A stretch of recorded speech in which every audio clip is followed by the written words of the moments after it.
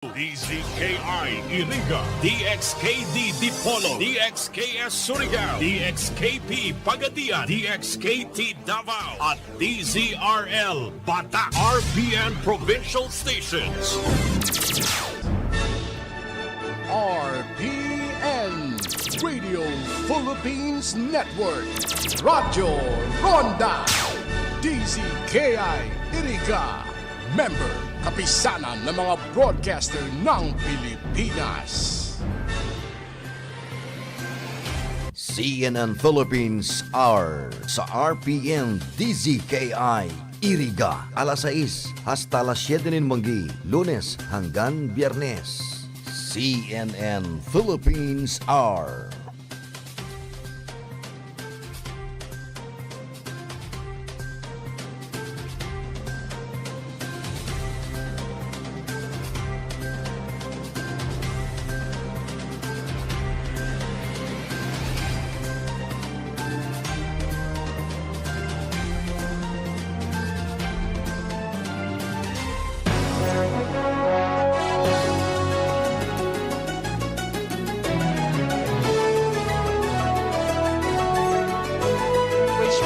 Cost 165,000 pesos each, but the retail price is 96,500 pesos. Lacson says he is not aware as to who the winning bidders were, but he'll wait for the results of the DOH's probe. Alam nyo, Secretary Duque, hindi naman namin kayo pinagbibintangan dito. Kaya lang, these are public funds. Ako mismo, di ba, personally, I augmented the budget of the HPEP. Kasi nga para maging compliant na ito sa Universal Healthcare Law. And then I feel guilty when I see some overpricing in the procurement of equipment. The investigation has actually commenced, but we are awaiting the documents as mentioned by Senator Lacson, so that this can help us put together the basis for a possible, if there's a complaint that can be filed against erring officers or employees of the department. Duque explains the procurement of the ambulances was done by the regional offices of the DOH. He says he ordered the department's investigating team to compare the prices of the 30 components of ambulances with the prevailing retail prices or with the LGU procured prices. George Cahiles, CNN Philippines. The department is confident restrictions may further ease in Metro Manila in the coming weeks. Health official tells CNN Philippines the National Capital Region may downgrade from alert level 3 to 2 if COVID-19 cases continue to decline. Undersecretary Rosario Vergere adds the number of infections in the metro is getting closer to the average figure of less than 500 a day before the surge in March. The health department notes it is monitoring 3 regions for a possible surge in cases. These include the Cagayan Valley, Zamboanga Peninsula, and the Cordillera Administrative Region. If you look at our epidemic curve, we will see that these areas had their increase in the number of cases, the peak in the number of their cases later on compared to the National Capital Region and the other areas. If you look at regions 2, CAR, and 9, the peak in their cases was September 26. So we are still looking at this because that's why they are still having this increase in cases, full hospitals, because their peak was later on compared to the rest of the country. The health department recorded over 4,000 new cases today. That is slightly up from yesterday's number, but it is the third straight day the country recorded less than 5,000 infections. All laboratories were able to submit data. Local governments ready for the second phase of the vaccination program for minors following concerns about the safety of adolescents taking the shot in hospitals. The health department guarantees the facilities are safe. Our Tristan Nadalo has that story. The government is expanding its vaccination programs for minors. From 8 participating hospitals, there are now 25 sites for the vaccination of 12 to 17 years old starting Friday. The health department defends its move to conduct the inoculation in hospital setting. The government will never do that, that we will put our children in danger. We made sure na meron ho tayong special place dun sa ospital na hindi po makakahalubilo ang ating mga kabataan na babakunahan. Concerns about overcrowding and limited space also push Marikina City to conduct the immunization of minors in a mega facility like the sports complex. This is where Marikina City will hold its COVID-19 vaccination program for minors starting Friday, October 22nd. The room is equipped with all the requirements to meet the demands of Pfizer vaccines during inoculation day. So far, only 10 kids will be allowed in this facility, which is just few meters away from 2 nearby hospitals. Minors, laging times 2 yan ang bilang namin, minsan times 3 pa eh. Pagka dumating yan, hindi pa pwedeng on their own pupunta lang dito. Kaya namin dinedicate lang para sa minors lang talaga yung dahil sa dami. So ina-expect namin isang bata may isa o dalawang kasama. So yung overcrowding iniiwasan namin yon. No walk-ins will be entertained during the vaccination of minors. Those with comorbidities will be prioritized. Nakikita ko naman na parang wala namang hesitation na magpabakuna sa mga pediatric group. At least 3 ambulances with emergency medical teams will be on standby in case of adverse reactions. May pediatrician kasi kami dyan na sila magmaman kung magkakaroon, if ever na magkaroon ng side effect. Kaya dito namin napili na gawin to since ang proximity namin sa hospital napakalapit. Navota City also held a drive-in for the vaccination of minors. The city will administer Pfizer and Moderna vaccines at the Navota City Hospital. Pre-registration is required. In Mandaluyong City, a shopping facility will be used as vaccination center for minors according to Mayor Menchi Abalos.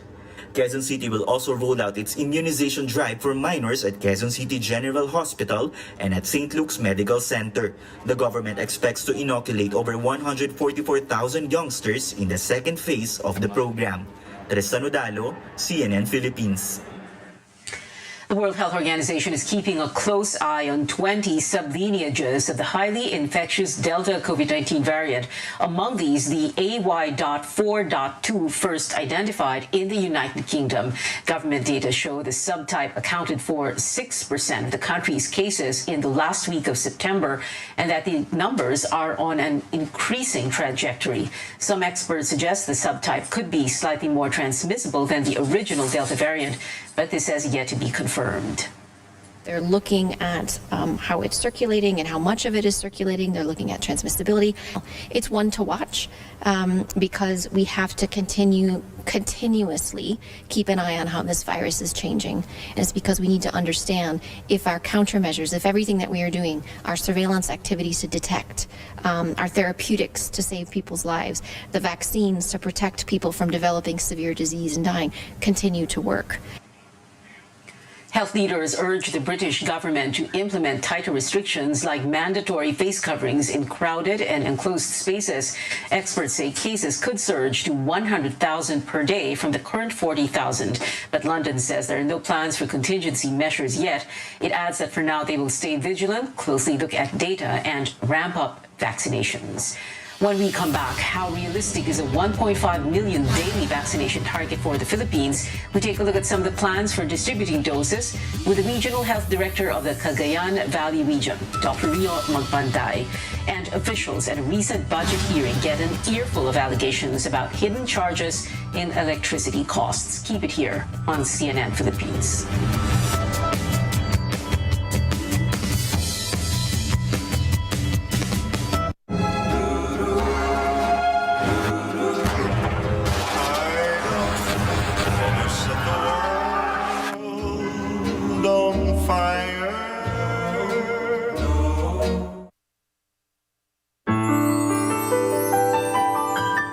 Using Doña Elena olive oil helps elevate the spices and flavors of my dishes, making their aroma and taste more delicious. I use Doña Elena not just for the restaurant, but also for cooking at home.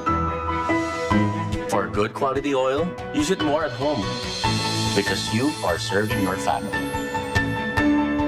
Because you and your family deserve only the best. Make it olive oil, make it Doña Elena. From Fly-Ace, breakfast bago mag-class? It's so easy. With Pure Foods chicken nuggets. From freezer, straight to toaster, to their tummies. Crispy, juicy, chicken tasty. Pure Foods chicken nuggets.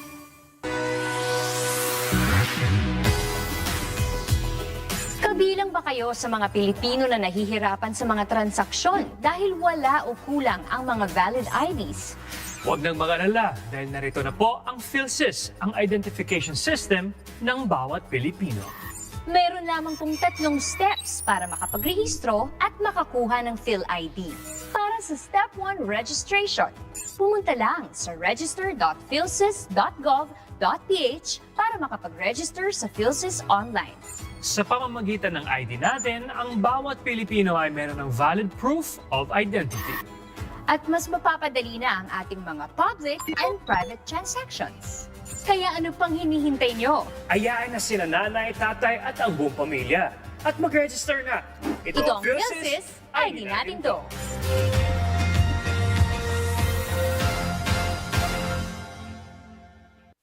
Friends, try nyo to. Vet-approved Nutri-Chunks in lamb flavor. With active boost and prebiotics na pampalisto. Made with real lamb goodness. With essential nutrients to help keep them strong, healthy and happy. Listo, ganado sa Nutri-Chunks. In everything you do, make sure you choose what's true. We always follow our hearts, so true adventures come our paths. Dreams and aspirations, giving spark to all our passions. Stay true and you'll know what to do. And choose the bonds that are true. We choose what's true. We choose GSM Blue. Choose what's true. It's all about GSM Blue. Choose what's true. Choose what's true. Dahil ito ang GSM Blue.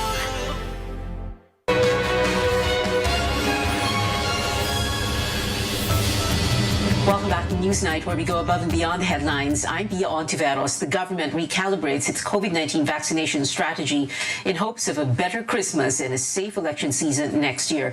Now, to achieve this, it targets to administer 1.5 million shots every day, meaning local governments need to vaccinate 3,000 to 5,000 people a week. Is this possible in the provinces? We go above and beyond the headlines with the Regional Health Director of the Cagayan Valley Region, Dr. Rio Magpantay. Dr. Magpantay, good evening to you. In February, we spoke before the vaccination rollout began. But first, I wanted to do a little bit of numbers, to show the numbers lang po muna para maintindihan po ng viewers natin. Ang population po ninyo sa Cagayan Valley ay 3.6 million. And your vaccine-eligible population is 2.5 million, Dr. Magpantay. Can you tell us ilan na po ang fully vaccinated at ilan na po ang may first dose na? Yes, that your statistics are correct. For our first dose, we have vaccinated around 680,000 clients, and for the fully vaccinated, around 580,000. That's around 27% and 22% respectively. 27%, Doctor, of the 2.5 million? Yes, of first dose, and then around 22% for the fully vaccinated. Okay. Well, Doctor, when we spoke, like I said, in February, when I did that interview with you, that was February, and March nag-umpisang dumating yung mga bakuna. Of course, hindi agad-agad na-download ka agad sa lahat ng mga rehiyon, sa lahat ng mga probinsya, mga munisipyo, mga bayan. Pero how long did it take for the vaccines to reach your area, DOH Cagayan Valley, and how long was it before you were able to download to the different municipalities? We didn't have problems with the downloading, but the problem was the number of vaccines being downloaded to the region. So it's only this time kasi we prioritize the areas with a lot of COVID-19 cases like the NCR and its neighboring regions. So yung mga regions naman far from the central, the vaccines actually were lesser compared, much lesser compared to the regions I have mentioned. But now, since we are prioritizing them, go ahead, po. I'm sorry, Doctor. Go ahead. Sige po, kayo na po muna. Pasensya na po, ganyan talaga ang Zoom eh. Yes, as I was saying, now that the vaccine, we have been receiving a lot of vaccines, of course, from COVAX, and we've been purchasing more.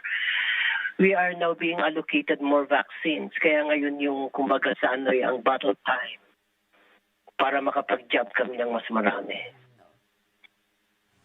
All right. And of course, that is what explains why the numbers are quite low. Like you said, 27-25% of the vaccine-eligible population. But now, Doctor, na ang daming dumating in... I'm sorry, yeah, 27 and 22%. Now na ang dami ng dumating na mga bakuna and dumarating na po ba sa region, sa Cagayan Valley? In other words, from Metro Manila, nakakarating na kaagad ba sa inyo? Yes, that's true. Kasi formerly, all the vaccines are being downloaded to the regional office.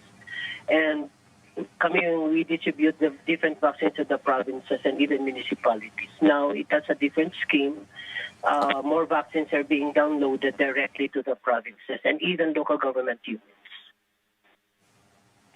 Okay, that's great. The national target now is 1.5 million doses a day, and that will mean that a certain number of that ang kailangan gawin ng Cagayan Valley. Kaya niyo po ba yon, Doctor? Our daily dose for vaccination or for jobs is 30,000 a day. So in a week's time, we could vaccinate around, if per team I just 100, for example, so 300,000, so that's possible. But we increased the target of our teams because we have 350 teams of around 200 to 300, so we could deliver that, even more than 20,000 per team when need be. Yeah. Okay. Again, Doctor, when I interviewed you in February, we talked a lot about the geography, which is very, very important para maintindihan ng tao kung paano nakakarating sa mga liblib na lugar, halimbawa, ang mga bakuna. And that's why we're going to bring up the map now of the Cagayan Valley region, because Cagayan Valley is made up, number 1, of the island province of Batanes, number 2, of the mountainous provinces of Quirino and Nueva Vizcaya, and the valley provinces of Isabela and Cagayan. And when I say geographical challenges, I really mean, like we spoke about it in February, ang laki ng challenges nyo. And I remember you talked about how you said you would need to hire, for example, light planes to bring vaccines over the Sierra Madre mountain range, for example. That you had challenges when it comes to coastal areas of Cagayan province, challenges in terms of the island town of Itbayat in Batanes, for example, the farthest point of Quirino, for example, and so many other municipalities sa Cagayan Valley. Nung nakwento niyo po yun noong February, all this time, syempre, ang iniisip ko was, paano niyo nagawa yung pagpapadala ng mga bakuna sa mga liblib na lugar na iyon? Yeah, that's very true. What you mentioned was really true. But we engaged the support of other agencies such as the OCD and the AFP. So sila ang aming tinatap before to bring the vaccines to the different islands, particularly Batanes. Fortunately, for the past how many months after February, wala namang masyadong typhoon dito. And walang masyadong malakas. Meron man, hindi siya malakas. So mas madali namin na ibibigay, or we were able to download the different vaccines to the areas you have just mentioned, the difficult areas. So very important talaga yung collaboration and cooperation with other agencies such as AFP. That's true. Parang whole of government approach to armed forces, Philippine National Police, OCD, like you said, and also DILG. And I remember that very clearly. You said in February, basta't walang weather challenges, mas madali, no? So it's good to hear that. Now, Doctor, the other issue, because kanina nga si Yusek Rosario Vergere and DOH, no, sinasabi nila, binabantayan nila, isa sa mga rehiyon na binabantayan ay Cagayan Valley dahil medyo tumataas daw ang bilang ng mga kaso. So ang tanong dito is, mahahabol po ba yon ng vaccination rate? Are you confident about that? To be honest, bumababa yung kaso namin. We are now under moderate. We used to be under critical and then naging high. Now we're under moderate. If before, during the critical stage, you were able to vaccinate, even a little less than 30,000, the more that we could vaccinate more. That's how I see it. And now that we have a different scheme na pwede na i-download sa iba't ibang lokal na gobyerno coming from the central, mas mabilis silang matatanggap yun. Mas mabilis silang maibabakuna. The only challenge we have now is the number of vaccination teams. We really have to add more to make sure na faster yung jabbing natin. That's true. Dr. Rio Magpantay, the Regional Health Director of the Cagayan Valley Region. Doctor, maraming salamat po sa inyo. Please stay safe, sir. Thank you so much. You too.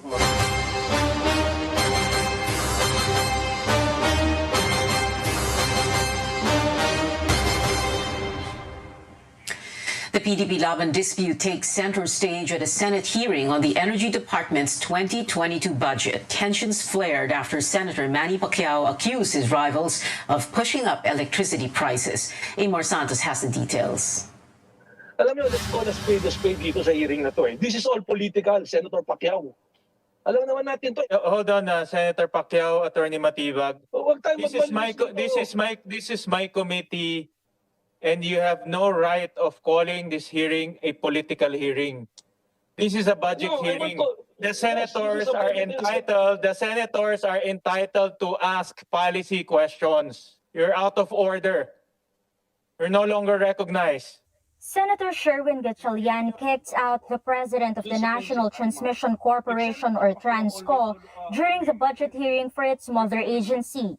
Tensions flared as Transco President Melvin Matibag accused Senator Manny Pacquiao of politicking, as the lawmaker questioned his wife's appointment in the Independent Electricity Market Operator of the Philippines, or IMOP. Energy Secretary Alfonso Cusi apologized for Matibag's behavior. They lead a faction in the ruling PDP-Laban party that's in a dispute with the group of Senators Manny Pacquiao and Coco Pimentel. During the hearing, Pacquiao said the continued operations of both IMOP and the Philippine Electricity Market Corporation, or PEMC, have been pushing up electricity costs. He claimed up to 40 million pesos in hidden charges are collected from consumers every month. Kung mayroong formally ang DOH, STARPE and DSWD, mayroon naman PIMC and IMOP ang DOH. Isa po ang modus ng mga ito. Cusi explains everything was done in compliance with the Electric Power Industry Reform Act of 2001, or EPIRA. Only that PEMC has been assisting IMOP during this period of transition. Tumaas po ba ang cost na charge ng IMOP and PEMC sa mga tao? From 2016, kita po ninyo ang gastos po hindi umaabot ng 700. Kahit na po nung na-form na yung IMOP in 2018, yan po talaga pinangalagaan po natin ang interest ng consumers po. Lawmakers, however, pointed out that 3 years is too long a period for transition. The Energy Regulatory Commission cited a 2012 opinion of the Justice Department saying that there should only be one independent market operator. According to ERC Chairperson Agnes de Venadera, the Commission previously ordered PEMC to refund millions of pesos in over-collection, an issue that has been elevated to the Court of Appeals. Amor Santos, CNN Philippines. In a statement, Matibag apologized for his temper, saying he considered the hearing unfair. Matibag said Pacquiao presented private firms not associated with Transco and that the center used the hearing to retaliate after he was ousted from PDP-Laban by the faction of Cusi. A lawmaker renews calls to reform the party list system. He says the 2022 race has become a star-studded affair for groups which are supposed to represent the poor and the voiceless. Melissa Lopez has more. The party list race is equally action-packed in 2022, with 270 groups wanting at least one seat in the 19th Congress. They vow to give a voice to the poor and underrepresented. And some think celebrities and businessmen can do the job. There's superstar Nora Honor with her newly formed party list for artists, a former senator and hotelier who wants to stand for midwives, and the founder of a multi-level marketing firm who aims to empower the poor. Ang grupo po namin nakatutok po sa mga mahihirap lalong-lalo na po dun sa mga mahihirap sa mga urban areas, with more attention po sa mga elderly at mga unprivileged youth. Carla Estrada, mother of actor Daniel Padilla, thinks she can represent Eastern Visayas residents as a nominee of Tingog party list. There's also dancer turned government official Mocha Uson with volleyball player and NTF LCAC ambassador Michelle Gumabaw hoping to represent single moms. Hindi po ako buntis. Ang Mocha Mothers for Change party list ang magiging takbuhan ng mga ina na iniwan at inabuso. Why is this allowed? A 2013 Supreme Court ruling paved the way for any natural-born Filipino of the right age and able to read and write to represent a national or regional organization or specific interest groups. The same decision also opened the party list system to any sector, not just the marginalized, which the Constitution defines as the urban poor, laborers, elderly, women, and youth, among others. A lawmaker wants to correct this through a bill. Hindi pwede mga milyonaryo ang maging kandidato representing the labor sector, representing drivers, representing indigenous cultural communities na hindi naman membro ng mga sektor na yan. Some party lists say they want to push for laws benefiting health workers, medical marijuana users, PUV drivers, call center agents, and even the government's anti-communist unit. It's about time we overhaul the party list system. So I think reform is very, very important so that we can make sure that yung marginalized are really marginalized so that they can have a real voice. The Commission on Elections will have to go through each party list group and their nominees. The final list will be out in December. Melissa Lopez, CNN Philippines. Straight ahead, more Filipinos make the country proud as they prove themselves in the Southeast Asian music scene. Details after the break.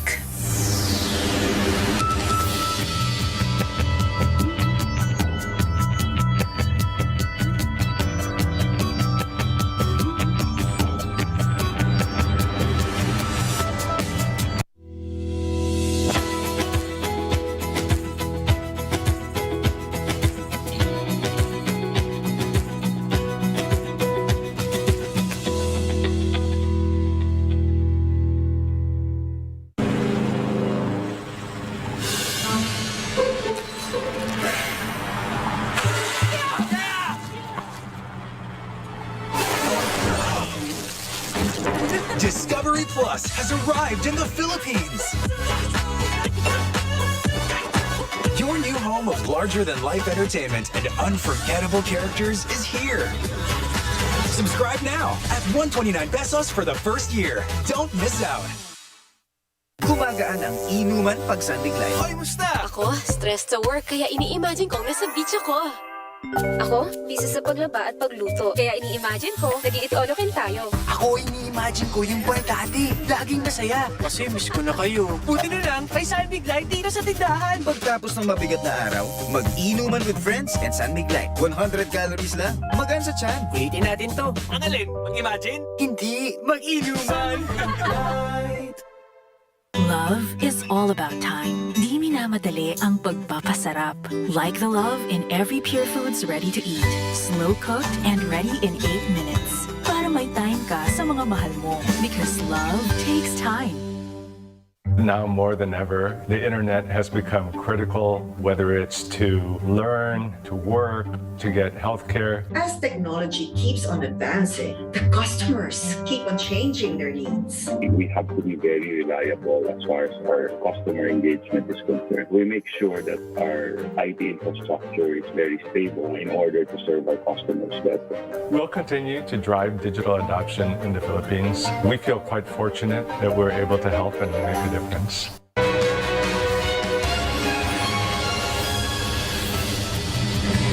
Welcome back. Pope Francis has appointed Luis Cardinal Tagle to lead Venerable Pauline Marie Haricot's beatification in Lyon, France next year. This is the first time a Filipino will be presiding over a beatification ceremony. The process is meant to give Haricot, declared venerable over 50 years ago, the title of blessed. With this, the propagation of the faith foundress will be a step closer to becoming a saint. In entertainment, the Pinoy pop group SB19 is getting even more international recognition. The young artists are nominated for Best Southeast Asia Act in this year's MTV Europe Music Awards. They recently went up against global stars like Ariana Grande and BTS for the Billboard Music Awards Top Social Artist. While the four-member act lost to BTS, they still have a chance to grab the MTV prize. Voting is open until November 10. We have 65 days before Christmas, and that is it for now. Join me again on News.ph at 7 p.m. I'm Pia Honteveros for Newsnight, where we go above and beyond the headlines.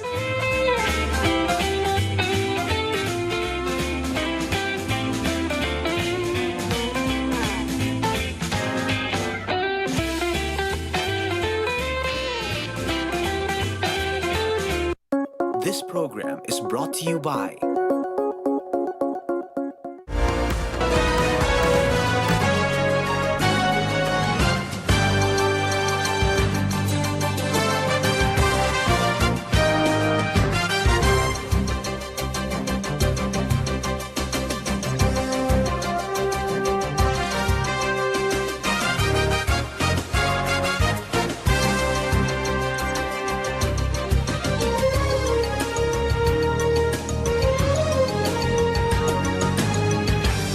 Filing of certificates of candidacy is over, but critics of the government have so far failed to agree on a single standard bearer to defeat whoever will be the administration party's bet. Who will be the true opposition, or more correctly, how many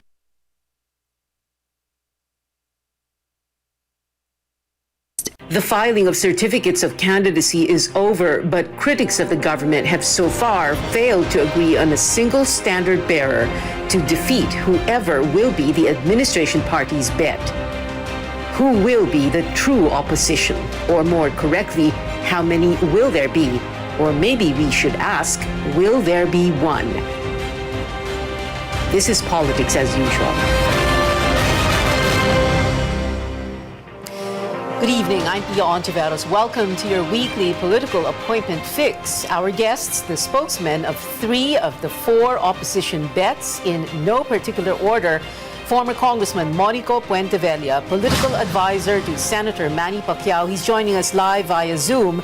Former party list Congressman Ashley Asedillo, speaking for Senator Ping Lacson and the Center's party of which he's chair, Partido Reforma. Ashley is here in the studio with us, but we're 5-7 meters apart, very safe. Of course, we're only limiting to one guest per for every show in the studio. Be the true opposition, or more correctly, how many will there be? Or maybe we should ask, will there be one? This is politics as usual. Good evening, I'm Pia Honteveros. Welcome to your weekly political appointment fix. Our guests, the spokesmen of 3 of the 4 opposition bets in no particular order. Former Congressman Monico Puentevella, political advisor to Senator Manny Pacquiao. He's joining us live via Zoom. Former party list Congressman Ashley Asedillo, speaking for Senator Ping Lacson and the Center's party of which he's chair, Partido Reforma. Ashley is here in the studio with us, but we're 5-7 meters apart, very safe. Of course, we're only limiting to one guest per for every show in the studio.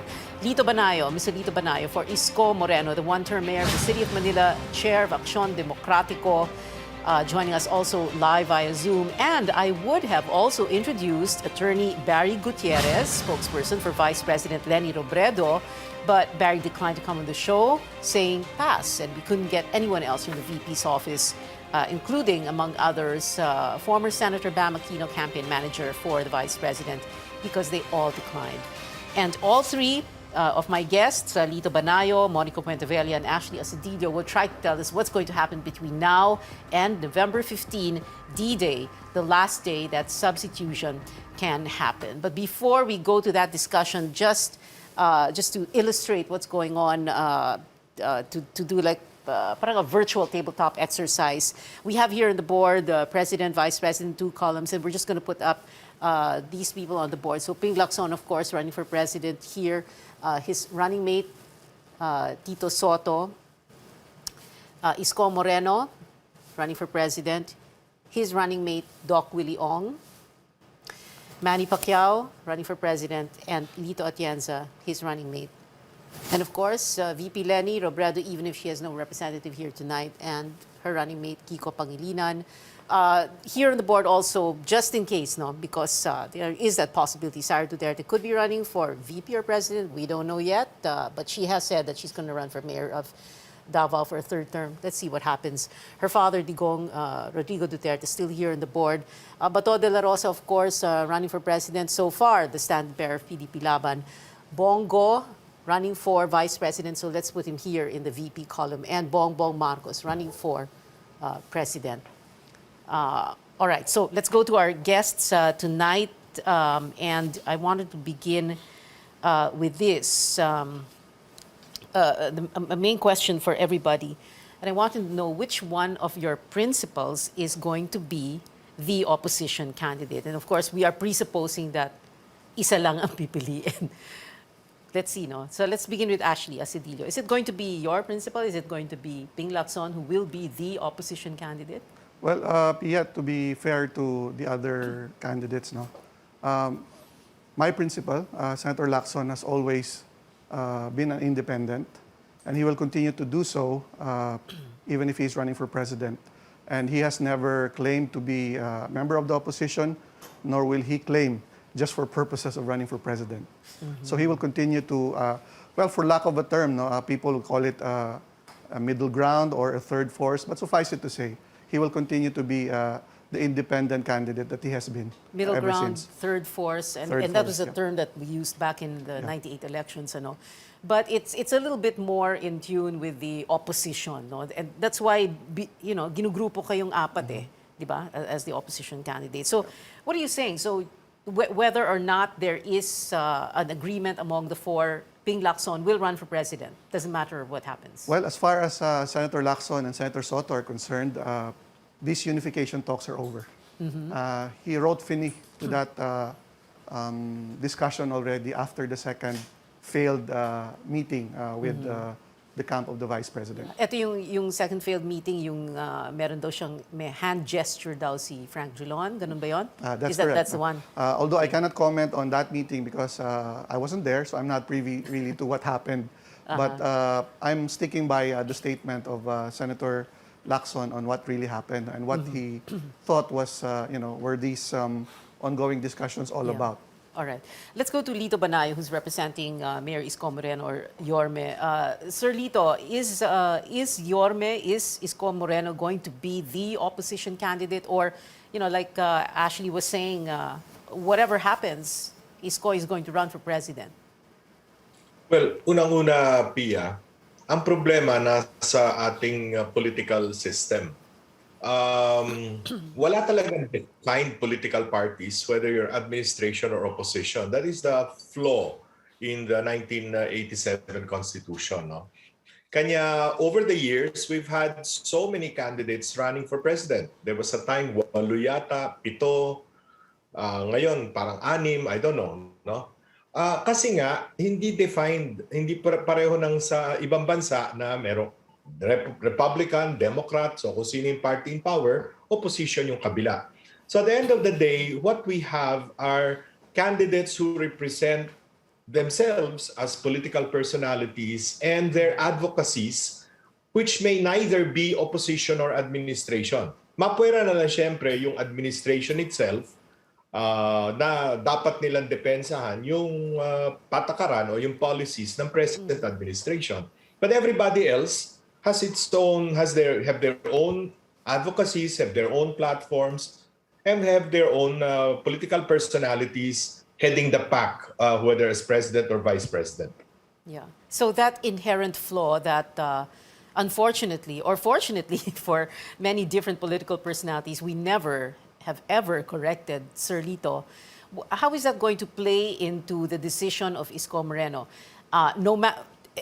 In other words, no matter what happens dito sa unity talks na to, whether tapos na siya or ongoing or may pag-asa pa dahil may November 15 pa tayo, tatakbo pa rin siya talagang para sa pagka-presidente, no matter what happens. Yes, no matter what happens, Isko Moreno will run for president and so will Doc Willie Ong as his vice president. All right, let's go first to Monico Puentevella. Sir, your principal, Manny Pacquiao, is he going to be the opposition candidate, or as Ashley Asadillo here and Lito Banayo also on Zoom said, tuloy pa rin ang kandidatura ni Manny Pacquiao no matter what happens in talks, whether or not they're failed or are still going on? Thank you very much, Pia, at mayong gabi sa tanan. Good evening, ladies and gentlemen. The senator has always been bent on running, and he has even said that anything can happen until November 15, but he has always maintained that he will run for president. Even before, for the last 2 years, he has been preparing for this. However, like a good gentleman, we have been talking also with the other candidates, because Senator Pacquiao has always wanted to have a unifying opposition, a united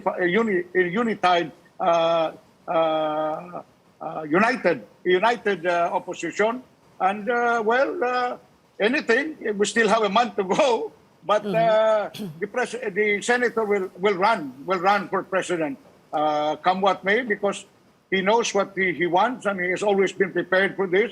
So we'd like to thank his supporters, first of all, for having confidence and trust in Senator Pacquiao. Okay, well, so if these three gentlemen, Manny Pacquiao, Ping Lacson, and Isko Moreno are going to run for president, and everybody says, and then let's say Lenny Robredo also decides to run for president, na ituloy na rin niya yung kanyang kandidatura, everybody's saying that mahati lang talaga ang boto ng opposition. And if there is the possibility of a Bongbong Marcos and a Sara Duterte tandem, whether Bongbong for president and Sara for VP, or baliktarin natin yon, they're saying none of you stand a chance against BBM Sara. If it is BBM or Bongbong Marcos and Sara, maraming magagalit if you say BBM, we should call him the Bongbong Marcos. So, paano po yun? What's going to happen now, Ashley? Yeah, I think we have always believed that a strong campaign, it doesn't matter who runs against your candidate. And not only that, we believe that we are not only a strong, that we only don't have a strong tandem, we also have we're running a smart campaign, which means that it shouldn't matter who Senator Lacson and Senator Soto are running against, but at the same time, we're also open to making calibrations or adjustments as we go along. As we said, the landscape is not yet fully formed, precisely because there are still going to be potential realignments or potential candidates even by the time November 15 rolls into town. So, we believe that it should not matter. However, we are, of course, open to adjustments depending on what the final lineup of candidates will be for president and vice president. Okay, we're going to have to go to a break, but before we do, I have a question for Lito Banayo, who, like I said, is representing Isko Moreno. And by the way, Sir Lito, this is your second time to guest. You're a regular on the show already. But I wanted to ask you about this. What's going on in your camp? Because Florin quits, Cesar leaves, Cabayan withdraws, and Samira melts behind Isko Moreno on stage. We're going to get more insights from the spokesman of three presidential aspirants. After a quick break, this is Politics as Usual. Be right back.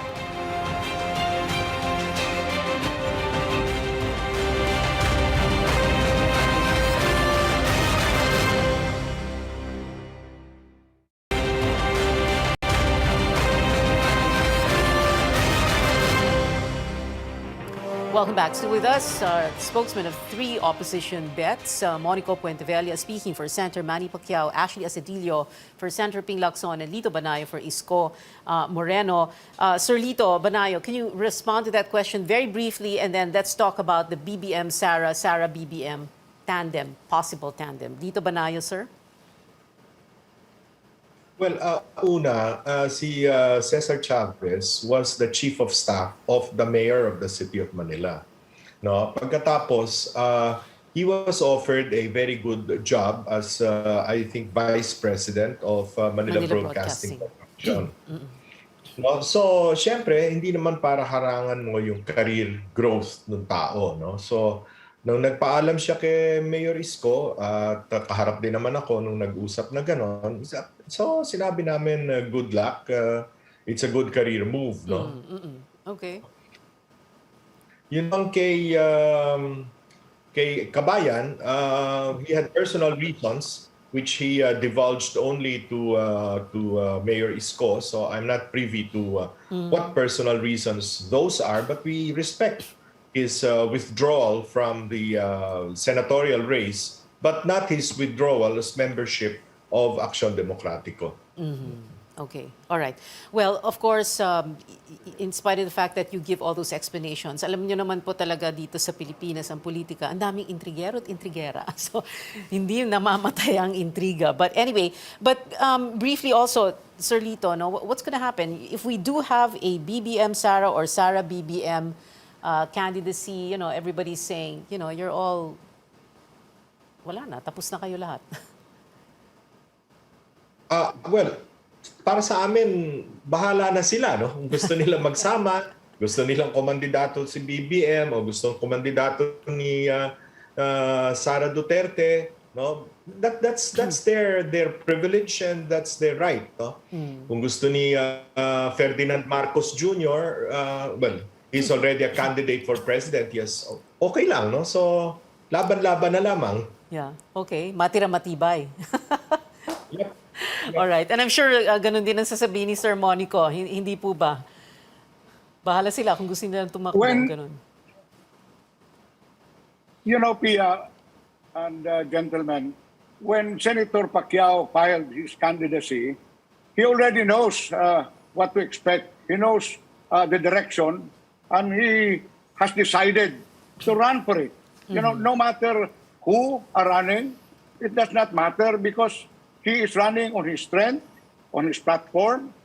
He knows what he wants to do, and if elected, he knows where to go and what to do. So he doesn't really care who is going to run or, against him or whether this candidate or that candidate will go in a tandem. You know, it's we will really know by November 15 at the midnight, and whatever happens, Senator Pacquiao is already ready. He will run on his own strength, and he knows where he's going. So no matter what, whoever it is, mukhang ready na si Senator Pacquiao, Pia. I love how you three gentlemen answered the question because you're saying, no, wala naman kaming pakialam dyan. Bahala na sila. Bahala na kayo dyan. Parang ganon. And then si Sir Monico, not even mentioning the name. But it's interesting, you know, this whole issue about the name. No? BBM, Bongbong Marcos, Ferdinand Marcos Jr. After all, he is his father's namesake and junior. Anyway, you know, a lot of people are saying, you know, one glaring, I don't know, proof or, proof perhaps that you really should be together. Pero siguro hanggang ngayon, hindi pa talaga tinadhana. Eh, yung mga senatorial candidates ninyo, para bang you're choosing from the same pool? Para bang pinag-aagawan nyo? Or, of course, a nice way of putting it is guest candidate, ano? So can you address that issue na magkakapareho lang naman yung mga kandidato nyo sa Senado eh. Ano yun? Di ba, Ashley? Yeah, first of all, we'd like to clarify that the tandem of Senator Lacson and Senator Soto potentially will be putting together the largest alliance or coalition. So you're talking about Partido Reforma, NUP, and the Nationalist People's Coalition, led respectively by Senators Lacson, Secretary Puno, and Senator Soto. Now, most of the discussions with the members of the slate happen on a one-to-one basis. And we really don't know who they talk to after we've spoken to them. And we're actually not mindful of who they've spoken to because prior to the filing, nothing was final. And even after the filing, nothing was still final precisely because, you know, decisions have to be made also at the party level, even from within our own coalition or alliance. So you're talking about three entities that need to sort out things from within their own parties. So eventually, kaya nagkakaroon ng ganyan. Kasi eventually after two of our principals spoken to these senatorial candidates, they also will be going to the other parties. And we understand that because they're trying to increase their chances of winning. And but we're just happy that so far we have the most solid slate, no? And in fact, we have a slate of 14 senatorial candidates. So solid, it went over 12. Yeah, Sir, you could say that. Sir Lito Banayo? Iba ang aming pananaw dyan, Pia, with all due respect to the other candidates, no? Kami kasi, kanino ka entablado titindig? You're neither here nor there, no? Okay, we understand the dynamics, no? Na may mga senador na either re-electionist o balik senador na syempre on their own merit, regardless of whether they are supporting or not supporting any presidential candidate, mananalo sila o llamado sila sa labanan. But we would rather have a group of senators na naniniwala sa aming paninindigan, titindig sa aming entablado at susuportahan ng aming Pangulo at Vice President. Hindi yung okay lang ito, okay dito, okay doon, no? To us, no? To us that ayaw namin ng ganon, no?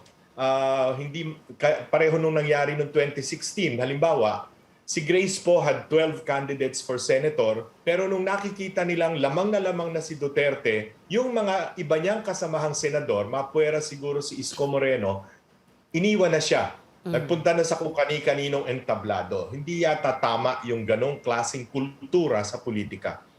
Okay, but right now you have how many senatorial candidates? 2 or 3? We have three. We have three. Samira Gutok, Carl Balita, and Jopet Sison. And that's it, or what's going to happen? We are considering a few more, just a few more. Ano yun, sir? Guest candidates from the other? No, not guest candidates. No, we'd rather have yung talagang amin, regardless of whether sikat sila o hindi sila sikat. No, ganun ang aming paninindigan. And ang pagpipilian nyo yung mga hindi pa napili ng ibang mga slates? Ng ibang mga candidates? Not necessarily. For all you know, merong mga nandoon na sa slate ng ibang kandidato pero sa tingin nila, mas gusto nila sumama kay Isko kaysa dun sa unang nang hikayat sa kanila. Those are all possibilities. Wow, intriga yan. See, who are you referring to, Sir Lito?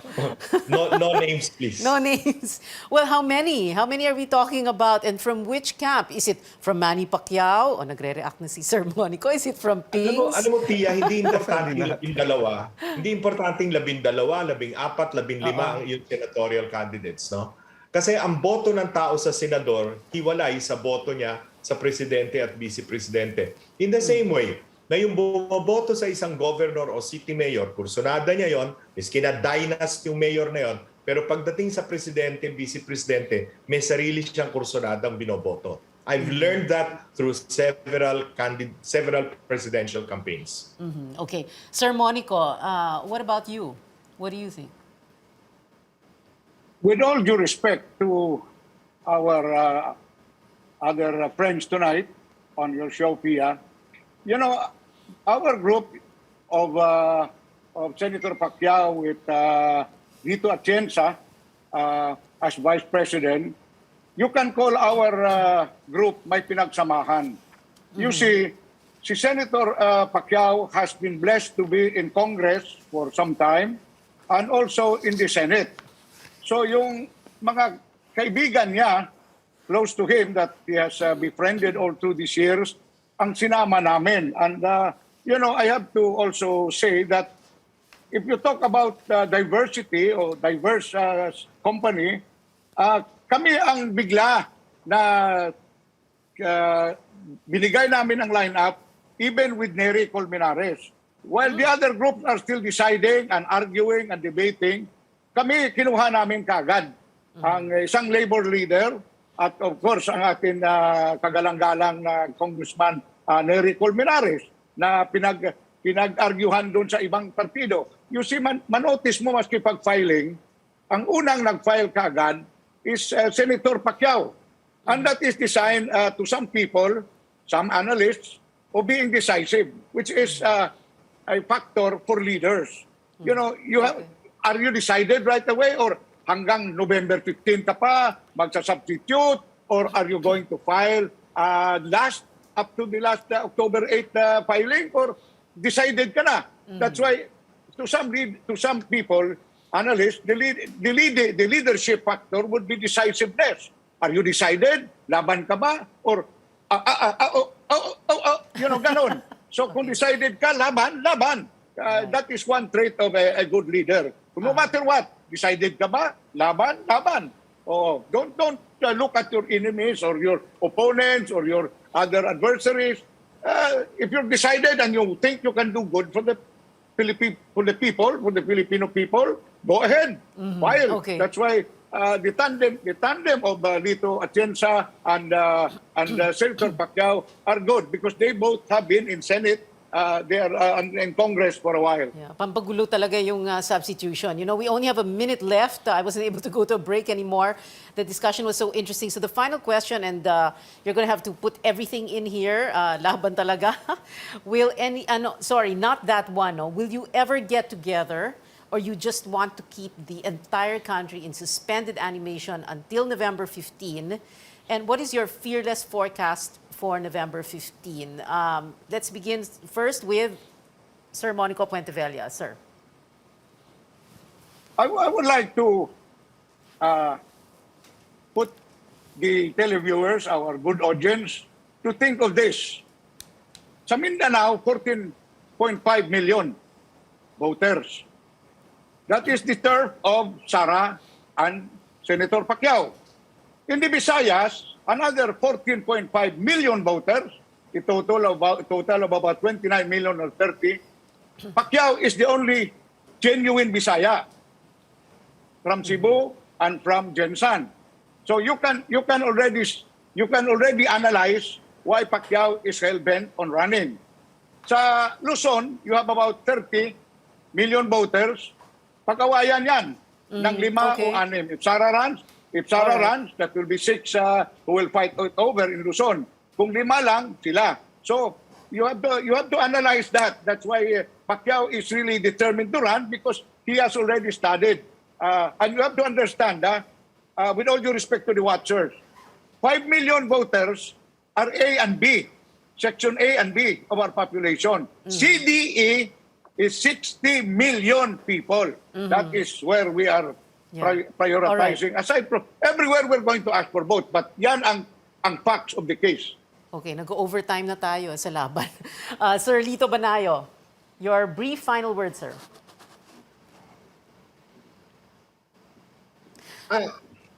Ang labanan dito ay mensahe. It is the message of the candidate, no? Hindi ko na pag-uusapan yung kung taga saan si Isko. Alam ng lahat, mayor siya ng Manila. Ang tatay niya galing sa Antique, mahirap na sakada ang ama. Ang ina naman niya, labandera na galing sa Waray, sa Samar.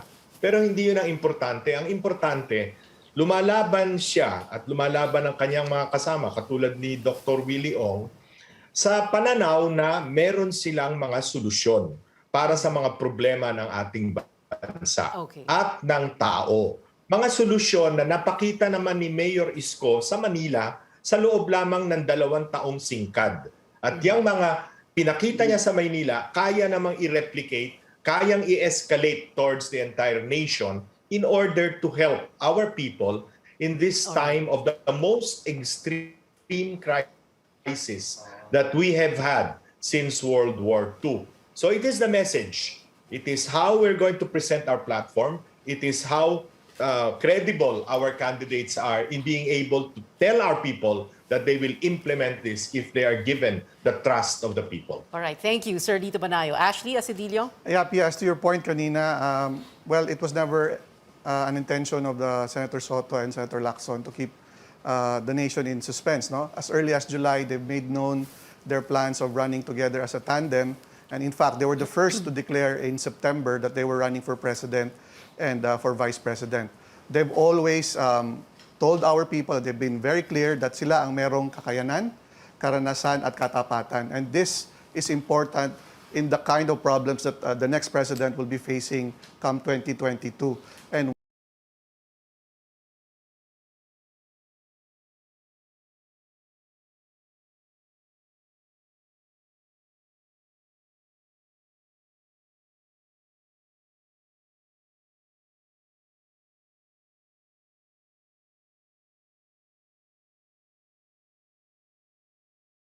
We've been told before, don't talk politics at the dinner table or the family reunion or in Viber groups and risk digital warfare. But we can talk about it here at this table on this show. Your weekly political appointment fix, politics as usual. I'm Pia Honteveros. See you back here next Tuesday, 8:30 p.m.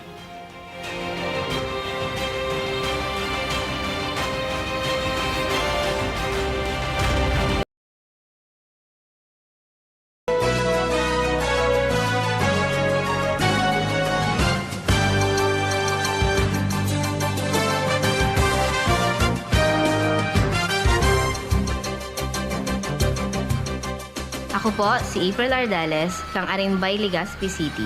Nagpapasalamat ako sa Ako Bicol Party List, kulitan na tabangan akong makatraining sa saindang programa sa TESDA NC2, Heavy Equipment Operation. Salamat po kong Saldico and kong Pido Garbin.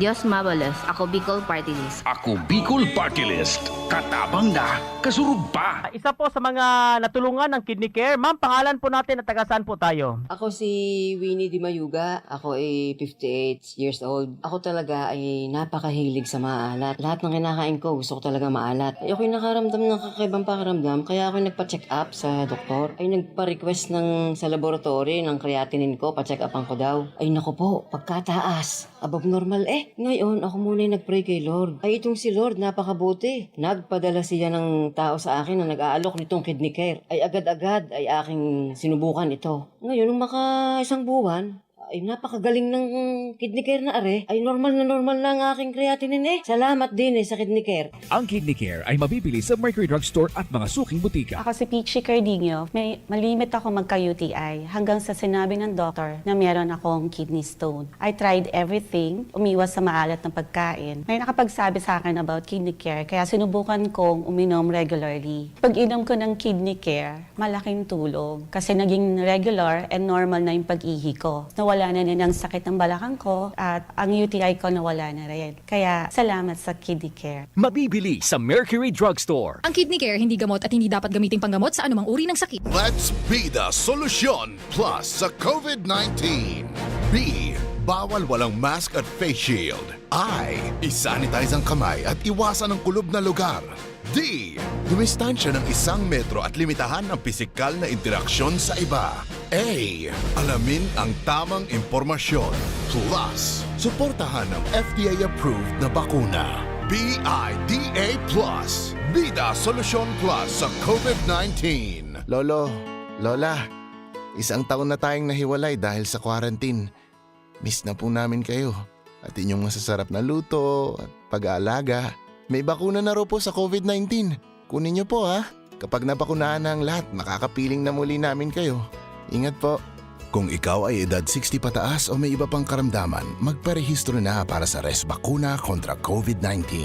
Res Bakuna, kasangganang bida at ni Lolo't Lola. Ano ba ang maaaring maramdaman matapos magpabakuna kontra COVID-19? Maaaring makaranas ng sakit sa ulo, lagnat, pagkahilo, sakit sa katawan o parte ng katawan kung saan binakunahan. Ngunit, huwag mag-alala, pinapaalala ng Department of Health, Bicol Center for Health Development na ito ay mga karaniwang reaksyon ng bakuna sa ating katawan. Isa lamang itong indikasyon na ang bakuna ay epektibo sa pagbibigay sa atin ng proteksyon laban sa COVID-19. Kung makakaramdam ng mga ito, mainam na mag-self-monitor o pumunta sa lugar kung saan kayo binakunahan upang mabigyan ng abiso kung ano ang mga dapat gawin. Suportahan ang Bida Vaccination, maging Res Bakuna para protektado laban sa COVID-19.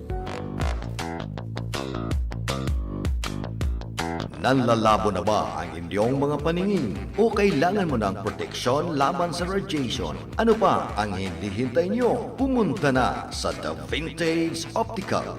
Ang optical para sa lahat. Visit us at the ground floor, Gaisano Capital, Barangay San Roque, Iriga City. We offer free computerized eye examination. Free frame. Lente lang ang babayaran. Starts at 999 complete eyeglasses with anti-radiation lens. The Vintage Optical, the widest selection of optical signature frames and sunglasses. The Vintage Optical, ang optical para sa lahat.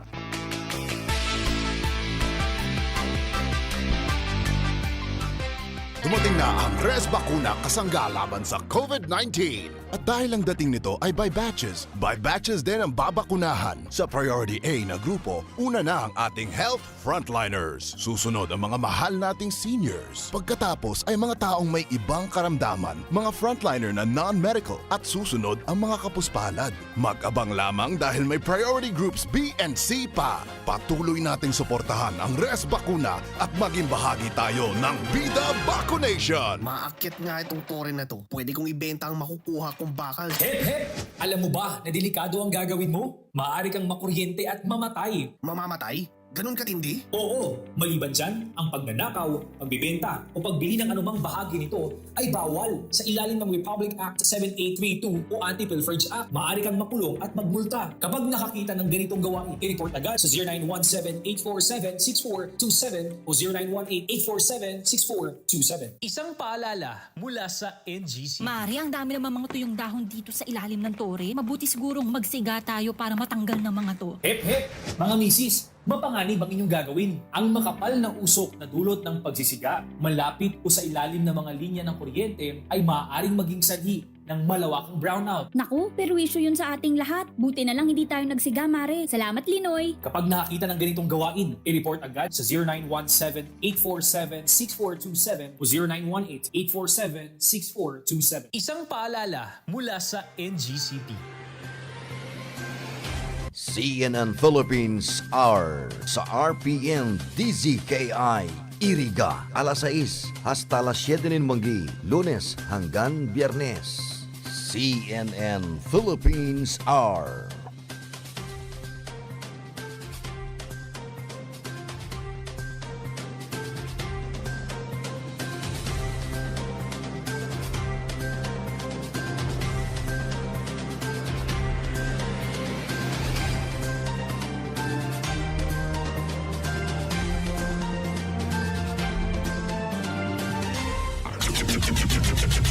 RPN Provincial Stations, DZBS Baguio, DYKB Bacolod, DXXX Zamboanga, DXKO Cagayan de Oro, DXDX General Santos, DYKC Cebu, DZKI-IRIGA, DXKD Dipolo, DXKS Surigao, DXKP Pagadian, DXKT Davao, at DZRL Batak. RPN Provincial Stations.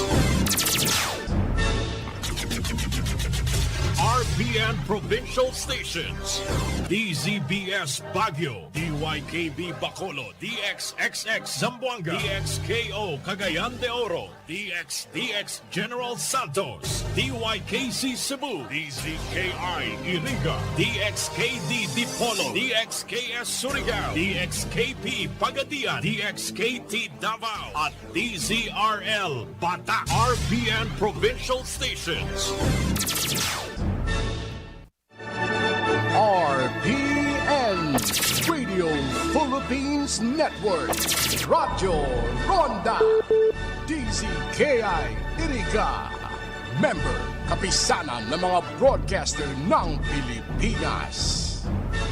We have come to conclude the days of broadcasting activity. Let us rest from the day's work and be awakened, refreshed, and renewed. God, in your mercy, we have this time to rest. We thank you for unfailing health and protection this day. Forgive us for our failings, for our selfishness towards one another, and open our hearts to forgiveness and reconciliation. Ease the burdens of the troubled and bring joy of those in sorrow. We prayed for the safety of the travelers, of those guiding the well-being of our nation, and for all those guiding with great responsibilities. Continue to shower your blessings to our families. Preserve the unity of our society. Amen. You have been listening to DZKI-IRIGA Radyo Ronda, a commercial radio broadcasting station owned and operated by Radio Philippines Network Incorporated as authorized by the National Telecommunications Commission with license number BSD-0029-2021, effective on January 1, 2021, valid until December 31, 2023. DZKI-IRIGA Radyo Ronda operates daily on 13 32 kHz with a power of 1,000 watts. This station is under the supervision of RPN Engineering headed by Engineer Joar C. Malnegro, ECE number 11753. Its operation and maintenance are carried out by the following electronics and communications engineer and first-class radio telephone operators duly licensed by the Professional Regulation Commission and National Telecommunications Commission. Abi Lindon C. Toralio, ECE number 36558. Jameson T. Oco, 94-1PV 3794. Charlie P. Buenaobra, 93-1PV-7860. Felix G. Lagrimas, 93-1PNCR 4224, and Joaner L. De Villa, 031PV-25873. RPN-DZKI-IRIGA Radio Ronda is now signing off.